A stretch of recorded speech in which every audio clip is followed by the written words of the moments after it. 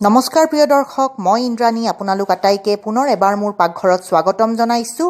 আজি মই বনাব লৈছোঁ খাৰ দিয়া মাহৰ দালি। খুবেই সোৱাদৰ হয় এই দালিখন। মই আপোনালোকক অনুৰোধ কৰিছোঁ যে ভিডিঅ'টো আপোনালোকে প্ৰথমৰ পৰা শেষলৈকে মন দি চাব, কাৰণ মই যিবোৰ ষ্টেপ ইয়াতে ব্যৱহাৰ কৰিছোঁ দালিখন বনোৱাৰ ক্ষেত্ৰত, সেই গোটেইবোৰ ষ্টেপ ভালদৰে আপোনালোকে চাই ফ'ল' নকৰিলে দাইলখনৰ আচল সোৱাদটো আপোনালোকে নাপাব। মই আশা ৰাখিছোঁ আজিৰ এই ৰেচিপিটো চাই আপোনালোকে খুবেই ভাল পাব। গতিকে ভিডিঅ'টো লাইক, কমেণ্ট আৰু শ্বেয়াৰ কৰিবলৈ নাপাহৰিব। আৰু যদিহে এতিয়ালৈকে আপোনালোকে মোৰ চেনেলটো ছাবস্ক্ৰাইব কৰা নাই, এইমাত্ৰ ছাবস্ক্ৰাইব কৰি লওক আৰু লগতে ওচৰত থকা বেল বটনটোও দবাই দিব, যাতে মই আপলোড কৰাৰ লগে লগে ৰেচিপিবোৰ আপোনালোকে গম পাই যায় আৰু চাব পাৰে। আহক তেনেহ'লে দৰকাৰী সামগ্ৰীখিনি এবাৰ চাই লওঁ আৰু খাৰ দিয়া মাহৰ দাইল মই কেনেকৈ বনাইছোঁ চাই লওঁ আহক। মজলীয়া বাতিৰে এবাতি মাহৰ দাইল গোটেই ৰাতি ভিজাই থৈ পৰিষ্কাৰ কৰি ধুই আপোনালোকৰ সন্মুখত দেখুৱাইছোঁ। 4 চামুচ সৰিয়হৰ তেল লৈছোঁ। কেঁচা জলকীয়া, নহৰু আৰু আদা একেলগে বটি এচামুচ লৈছোঁ টেবুল স্পুনেৰে। সোৱাদ অনুসৰি নিমখ লাগিব। আধা চামুচ সৰু চামুচেৰে খোৱা চৌদা লৈছোঁ। ধনিয়া পাত লৈছোঁ এমুঠি। জালুকৰ গুড়ি লৈছোঁ আধা চামুচ। জিৰাৰ গুড়ি আৰু ধনিয়াৰ গুড়িও আধা চামুচ লৈছোঁ। আৰু লৈছোঁ কাশ্মীৰী ৰঙা জলকীয়াৰ গুড়ি আধা চামুচ। কাশ্মীৰী ৰঙা জলকীয়াৰ গুড়িটো অপশ্যনেল হয়, ভাল পালে দিব। কেৰাহীটো ভালদৰে গৰম কৰি ল'লোঁ। ইয়াতে তেলখিনি যোগ কৰি দিম আৰু ভালদৰে তেলখিনিৰ পৰা ধোঁৱা ওলোৱালৈকে গৰম কৰি ল'ম। এয়া চাওক, তেলখিনি ভালদৰে গৰম কৰি ল'লোঁ। এতিয়া আদা, নহৰু আৰু কেঁচা জলকীয়াৰ পেষ্টটো দি অকণমান সময় কেঁচা ভাৱটো যোৱালৈকে ভাজি ল'লোঁ। এতিয়া মাহৰ দাইলখিনি ইয়াতে যোগ কৰি মাহৰ দাইলখিনি ভালদৰে তেলৰ লগত মিলাই দিম। এয়া চাওক, মাহৰ দালিখিনি ভালদৰে তেলৰ লগত মিলাই দিলোঁ, ভালদৰে ভাজি ল'লোঁ। এতিয়া প্ৰায় 5 মিনিটৰ কাৰণে গেছটো মিডিয়ামত ৰাখিম আৰু 5 মিনিটৰ কাৰণে ঢাকন মাৰি সিজিবলৈ থ'ম। এয়া 5 মিনিট হৈ গ'ল, ঢাকন খুলি চাম। এয়া চাওক, মাহৰ দালিখিনি ভালদৰে ভাজি আছোঁ মই। মাহৰ দাইলখিনি এনেকৈয়ে বনাব লাগিব, মাজে মাজে ঢাকন মাৰি আকৌ লৰাই চৰাই দি পেলাই যি মছলা পাতিখিনি আছে সেইখিনি দি পেলাই এনেকৈ ভাজি থাকিব লাগিব। তেতিয়াহে দাইলখনৰ যিটো সোৱাদ সেইটো বাঢ়ি যাব। এতিয়া 5 মিনিট ভজা হোৱাৰ পিছত এই যে খোৱা চৌদাখিনি মই গৰম পানীত ভিজাই থৈ দিছিলোঁ, 10-15 মিনিট হৈ গৈছে ভিজাই থোৱাৰ। এনেকৈ অকণমান ভালদৰে মিলাই দিম চামুচখনেৰে। আৰু এইখিনি মই এনেকৈ ডাইৰেক্ট দালিখিনিত দি নিদিওঁ, এখন চেকনিৰে চেকি দিম। চেকনিত এইখিনি দি পেলাই এতিয়া বালি হেৰুৱা কেতিয়াবা লাগে, খোৱা চৌদা দিলে সেই বস্তুটো নালাগিব। এনেকৈ অকণমান চেকি দিলোঁ। এতিয়া ভালদৰে এইখিনি মিলাই দিম। চৌদাৰ লগত ভালদৰে মিলাই দিলোঁ দাইলখিনি। এতিয়া পুনৰবাৰ 5 মিনিটৰ কাৰণে ঢাকন মাৰি কম জুই কৰি ঢাকন মাৰি সিজিবলৈ থ'ম। এয়া 5 মিনিট পিছত ঢাকন গুচাই চাম। খোৱা চৌদাখিনি দিয়াৰ পিছত দালিখিনি ভালদৰে সিজিবলৈ আৰম্ভ কৰিছে। এয়া ভালদৰে এনেকৈ লৰাই চৰাই থাকি ভাজি থাকিব লাগিব। এইখিনি সময়তে নিমখখিনি, ধনিয়াৰ গুড়ি, জিৰাৰ গুড়িখিনি, জালুকৰ গুড়িখিনি আৰু কাশ্মীৰী ৰঙা জলকীয়াৰ গুড়িখিনি দি ভালদৰে মিলাই দিম।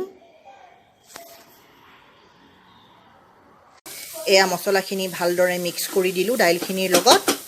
এতিয়া গেছটো একদম কমাই দিম। গেছ মিডিয়ামৰ পৰা কমাই থ'ব লাগিব দাইলখন বনাওঁতে। এতিয়া 10 মিনিটৰ কাৰণে এইখিনি সিজিবলৈ থ'ম। মাজে মাজে ঢাকন গুচাই দাইলখন চাব লাগিব, যাতে দাইলখন তলত লাগি নাযায় বা ডুৱাই নাযায়।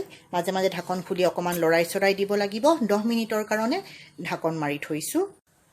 এয়া 10 মিনিট হৈ গৈছে ঢাকন দি থোৱাৰ। ঢাকন গুচাই চাম। মাজতে এবাৰ মই লৰা চৰা কৰি দিছিলোঁ দাইলখিনি, খুব ধুনীয়াকৈ ভজা গৈছে চাওক। এয়া এতিয়া গৰম পানী কৰি থৈ দিছিলোঁ। এতিয়া একেলগে গোটেইখিনি গৰম পানী মই ইয়াতে ঢালি নিদিওঁ, অলপ অলপ গৰম পানী এনেকৈ ঢালি দি পেলাই ভাজি থাকিম। আৰু পানীখিনি শুকাই গ'লে দাইলখিনি অকণমান সিজিব, তেতিয়া আকৌ গৰম পানী মই এনেকৈ যোগ কৰি দি থাকিম। এনেকৈ দাইলখন বনাব লাগিব। এয়া চাওক, গৰম পানী দিছোঁ কাৰণে সোনকালে উতলো আহি গৈছে। এতিয়া পুনৰবাৰ 5 মিনিটৰ কাৰণে ঢাকন মাৰি দাইলখিনি সিজিবলৈ দিম আৰু এইটো প্ৰচেছ ৰিপিট কৰি থাকিম। 5 মিনিটৰ মূৰে মূৰে ঢাকন গুচাই পানী দি দাইলখন আকৌবাৰ সিজাব লাগিব।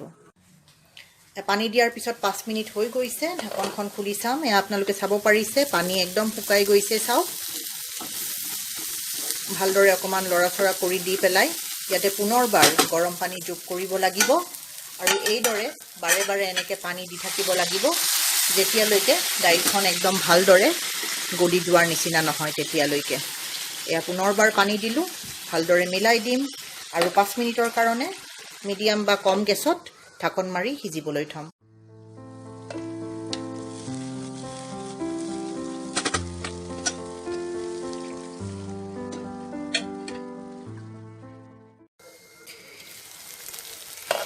এয়া চাওক, দাইলখিনি খুব ধুনীয়াকৈ সিজি গৈছে, আপোনালোকে চাব পাৰিছে। পানীখিনিও শুহি গৈছে। মই আপোনালোকক দেখাই দিছোঁ দাইলখন সিজিছে নাই চাবলৈকে। অকণমান এনেকৈ দাইল লৈ পেলাই চামুচ এখনেৰে এনেকৈ হেঁচি চালে হ'ল। এয়া খুব ধুনীয়াকৈ সিজিছে চাওক। এতিয়া এয়া ভালদৰে লাৰাচাৰা কৰি দিলোঁ। এতিয়া আকৌ মই বেছি পানী দি দিম। একেলগে যিমানখিনি মই দাইল বিচাৰিছোঁ সিমান পানী একেলগে দি দিম। গৰম পানী ব্যৱহাৰ কৰিছোঁ মই। এয়া পানী গোটেইখিনি দি দিলোঁ। এতিয়া গেছটো অকণমান বঢ়াই দিছোঁ। এতিয়ালৈকে গেছটো একদম কম কৰি থৈছিলোঁ মই। এতিয়া ভালদৰে মিলাই দিম পানীখিনিৰ। এয়া চাওক, পানী দিয়াৰ পিছত খুব ধুনীয়াকৈ উতল আহিছে দাইলখন। গেছটো মই এতিয়া মজলীয়া কৰি থৈ দিছোঁ। ইমান সময় উতল আহিবৰ কাৰণে মই গেছটো বঢ়াই দিছিলোঁ।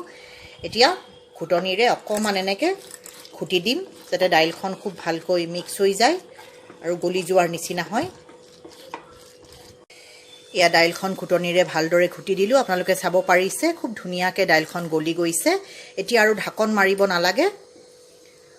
8 পৰা 10 মিনিট সময় মই দাইলখন এনেকৈ নঢকাকৈ মিডিয়াম গেছত অকণমান মাজে মাজে চলাই অকণমান ভালদৰে হ'বলৈ দিম। প্ৰিয় দৰ্শক, এয়া চাওক, খাৰ দিয়া মাহৰ দালি হৈ গৈছে। আপোনালোকে চাব পাৰিছে কনচিষ্টেঞ্চিটো মই অকণমান গোটা বিচাৰিছোঁ। এই দাইলখন অকণমান গোটা হ'লেই খাই বেছি ভাল লাগে। বেছি পনীয়া হ'লে মই সোৱাদটো সিমান ভাল নাপাওঁ। আপোনালোকে আপোনালোকৰ পচন্দ অনুসৰি পানী দিব আৰু আপোনালোকৰ পচন্দ অনুসৰি বনাই খাব। এয়া হৈ গৈছে। ইয়াৰে ওপৰত কাটি থোৱা ফ্ৰেছ ধনিয়া দি দিম। ধনিয়া দিলে এই দাইলখনৰ সোৱাদটো আকৌ বঢ়িয়া আৰু বেছি ভাল লাগে। এয়া ভালদৰে মিলাই দিলোঁ ধনিয়া। এয়া হৈ গৈছে। গেছটো মই বন্ধ কৰি দিছোঁ। এতিয়া প্ৰায় 2 মিনিট সময় ঢাকন মাৰি ধনিয়াৰ ফ্লেভাৰটো দালিৰ লগত মিক্স হ'বলৈ থ'ম। গেছ বন্ধ কৰি দিছোঁ আৰু আপোনালোকক পৰিৱেশন কৰি দেখুৱাম। ঢাকন মাৰি থোৱাৰ 2 মিনিট হৈ গ'ল ধনিয়া দিয়াৰ পিছত। এয়া চাওক, খুব ধুনীয়া হৈছে দাইলখন। এতিয়া পচন্দৰ বাউল এটা লৈ আপোনালোকৰ সন্মুখত মই পৰিৱেশন কৰি দেখুৱাম। প্ৰিয় দৰ্শক, এয়া খাৰ দিয়া মাহৰ দালি বনাই মই আপোনালোকৰ সন্মুখত পৰিৱেশন কৰি দেখুৱালোঁ। গৰমে গৰমে এই দালিখন ভাতৰ লগত খাই ইয়াৰ জুতি লওক আৰু খাই কেনেকুৱা পালে কমেণ্ট এটা কৰি জানিবলৈ মোক নিশ্চয় দিব। আজি সময় উলিয়াই আপোনালোকে মোৰ এই ৰেচিপিটো চালে অশেষ ধন্যবাদ। পুনৰ লগ পাম অতি সোনকালে আৰু এটা নতুন ৰেচিপিৰ সৈতে। ধন্যবাদ।